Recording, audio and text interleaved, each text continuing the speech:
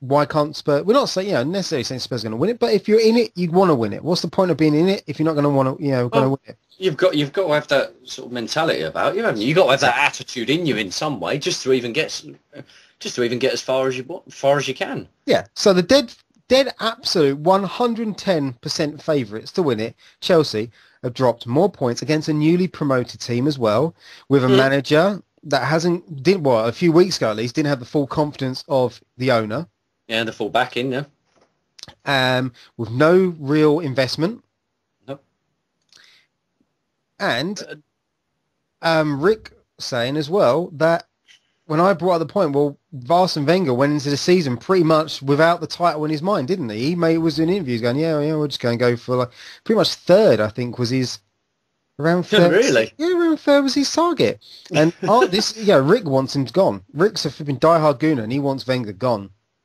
I've heard a few things from some of our general Gooner fans that they're saying that they're losing hope in him. So can't afford to get rid of him, can they? How many years has he been there now?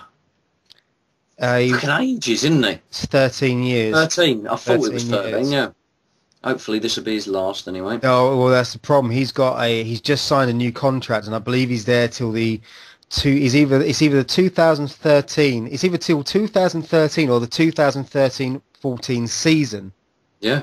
Which means that if they want to get rid of him, they obviously have to negotiate severance with the League Managers Association, or whatever it is. Yeah. Or they have to pay him, don't they? They have to pay him the full wages. Yeah. Or we could hope that the Mayan prophecy of the world ending in 2012 actually happens. Well, no, I'd rather not that. No. Yeah, the world will end with Spurs at the top of the league by 20 points clear, and then the world will end and be like, oh, bollocks! Just our luck or something, be 3 points off of it, and then it'll just... But yeah, they want to get, the fans want him gone, but they can't get rid of him because if you think about it, football contracts haven't changed since the recession hit, and with people are still flinging 5-year contracts, guarantees. Look at Capello, can't get rid of him, can't afford to get rid of him. Fuck, he don't want to be here, mate, I'll tell you that. Exactly. Back in the day, if you didn't like your manager, you could flick him off left, right and centre, couldn't you? Because, he signed a 3 to 5 year contract, whatever, blah, pay him off, get rid of him. Yeah, there was that whole ordeal when Berbatov was with us. He still had a couple of years on his contract, and it was just, I don't know, it's like they don't mean nothing, doesn't it? Yeah. It's, here's a contract. It's like a sort of a smoke screen towards like the media and fans, just to say, oh, look, he is here. But that don't mean shit all anymore, does it? It don't mean nothing. Not really don't mean nothing. Because if you can't afford to terminate it, you got to put up with it.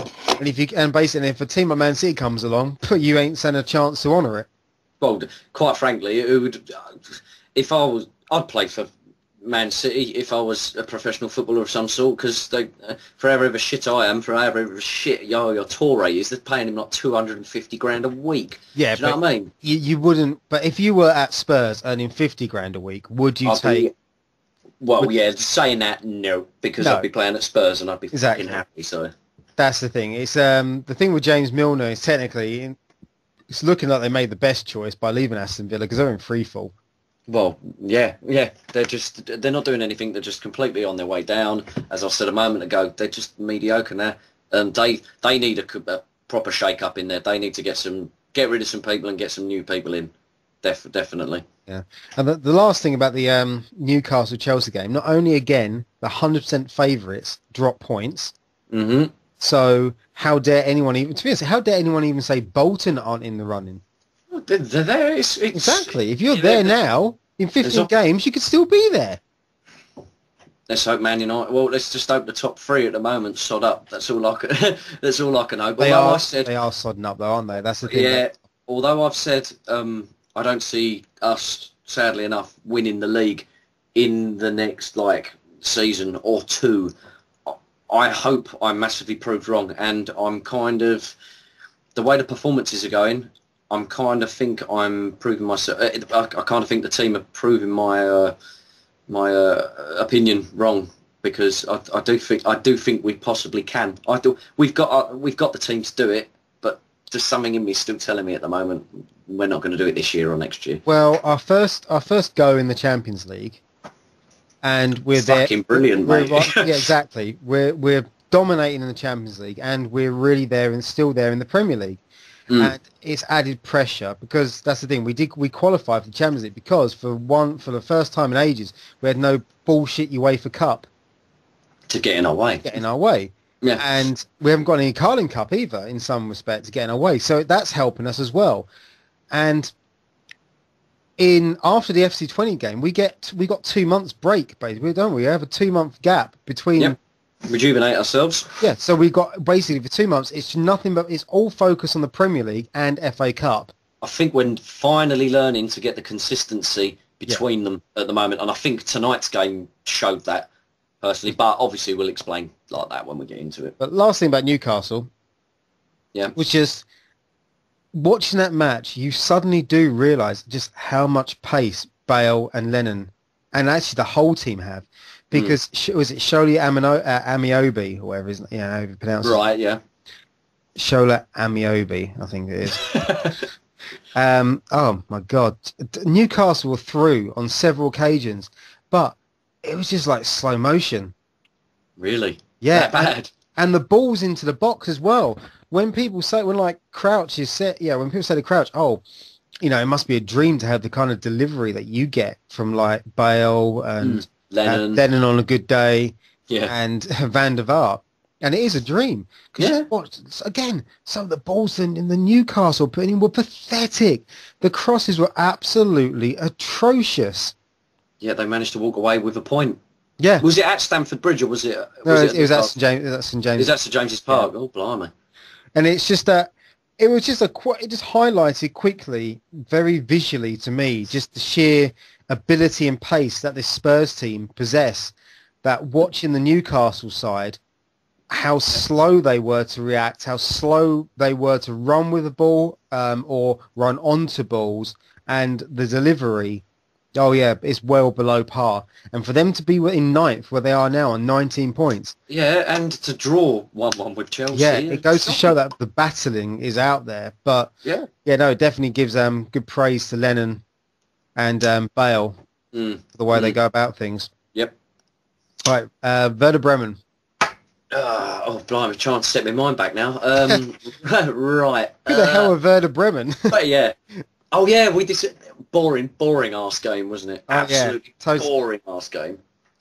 But as we spoke about in our second half, fan commentary, why did it become boring?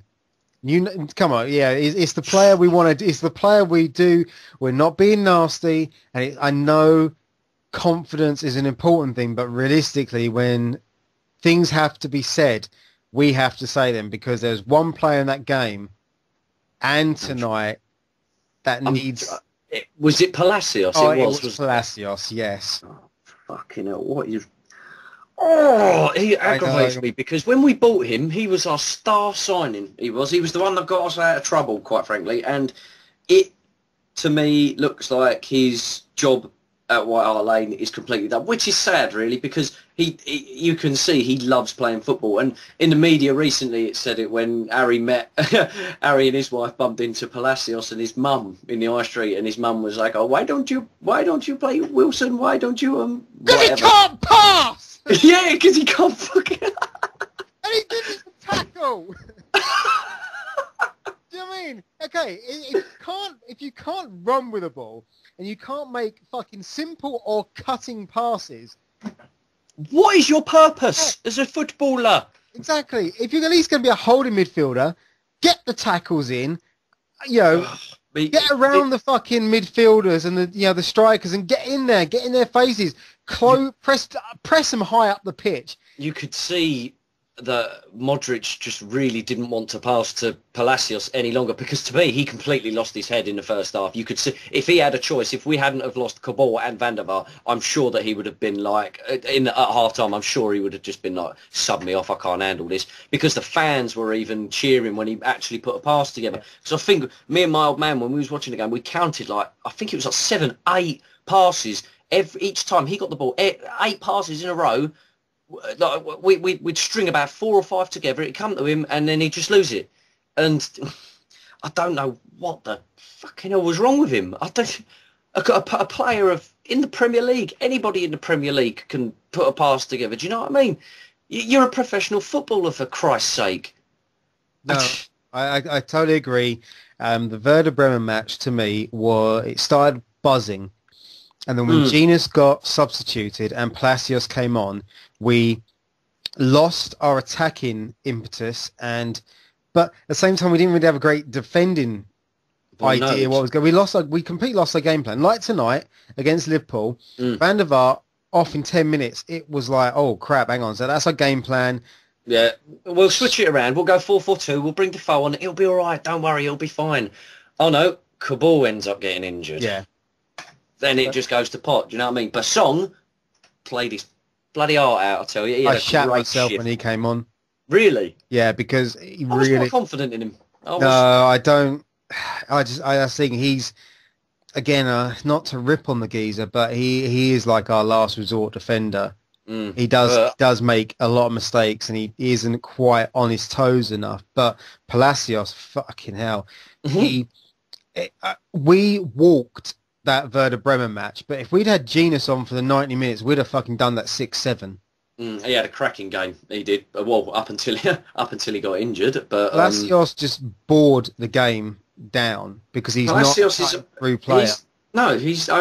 He's there to get a yellow card. That's he didn't all get he does. One today. I didn't know. Remarkably, he didn't. But that's because I don't think anyone wanted to pass to him. No, they didn't. Modric was the one that was winning the ball. A man of his stature and size, and he's winning balls in midfield. When Palacios, he's not a little guy, and he's just it was dreadful. Absolutely, I'll just say it now. The way Liverpool played against us, I bet they feel completely robbed of that game, because 1-1 would have justified that game. Because personally, from certain members of the squad, we played shit. Absolutely shit. That's my general opinion. I didn't think we played well at all. Because Lennon played fantastic in the first half. For the 45 minutes, he played awesome. And I love Lennon. He's like an inspiration to me as a football player. And then in the second half, you didn't see him until the 92nd minute when he just suddenly ran onto that onward ball and scored. He didn't do nothing. Done absolutely nothing. Didn't even see him. But we were lucky to win that 2-1, if you ask me. Lucky. Right, let's see. With Wilson Palacios, we spoke about this. Well, he did say, didn't he, that my dream is to move on to a big club like Barcelona, Real Madrid. It's like, good luck, mate. You'll be lucky to get a transfer back to Wigan after that performance. Yep.